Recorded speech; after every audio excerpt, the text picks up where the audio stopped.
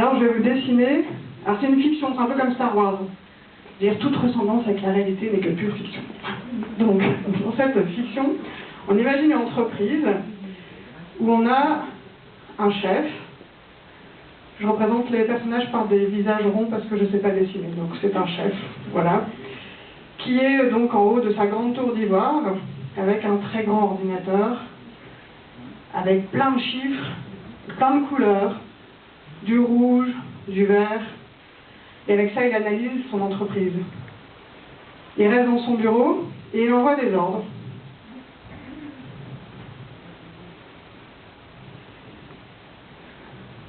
À d'autres personnes,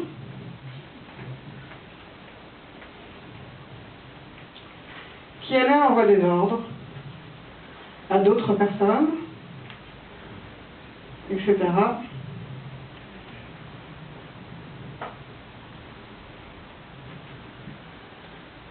Etc. Et donc, ça vous parle peut-être avez-vous déjà vécu une situation comme ça. Et au bout du compte, on a des personnes qui créent la valeur ajoutée d'entreprise.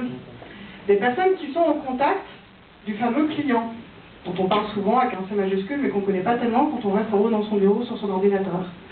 Donc là, il y a le client. Et comme le chef est inquiet parce qu'il ne sait pas trop finalement si son ordre a été transmis correctement, il ne se pose pas la question de savoir si son ordre il est bien pensé, ça non. Il dit mon ordre n'est peut-être pas transmis correctement, puis il n'est peut-être pas bien appliqué. Donc il envoie monsieur le contrôleur vérifier, ici ils mettent des points rouges et des points verts, parce que vous avez appliqué l'ordre. Et donc là on a le contrôle qui revient, et qui arrive dans l'ordinateur, qui alimente la décision et qui renvoie un ordre correctif. Toute ressemblance avec la réalité n'est que pure fiction, bien sûr. Et donc, mon rêve c'est que on fasse autrement, c'est-à-dire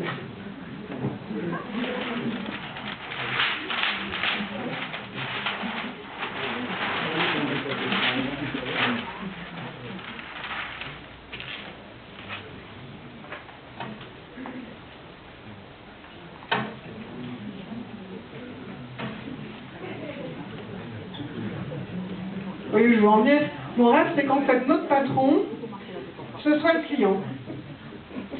Et qui d'autre que celui qui travaille auprès du client tous les jours, le RAC qui vend la prestation, celui qui la réalise, celui qui crée la valeur ajoutée, qui effectue l'opération de tri, de distribution, de livraison du service, qui d'autre que cette personne-là peut savoir si le client est satisfait ou pas.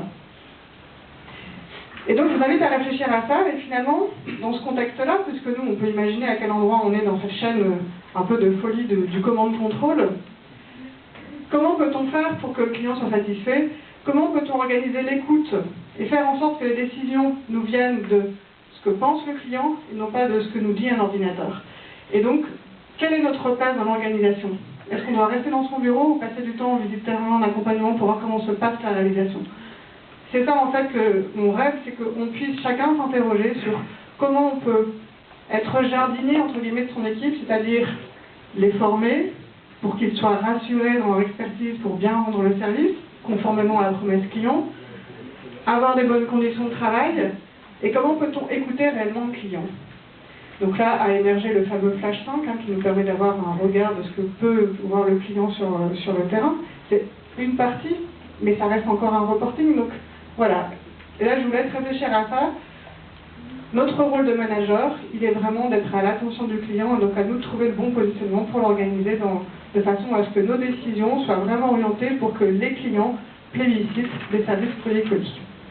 Voilà ce que je voulais vous dire en introduction.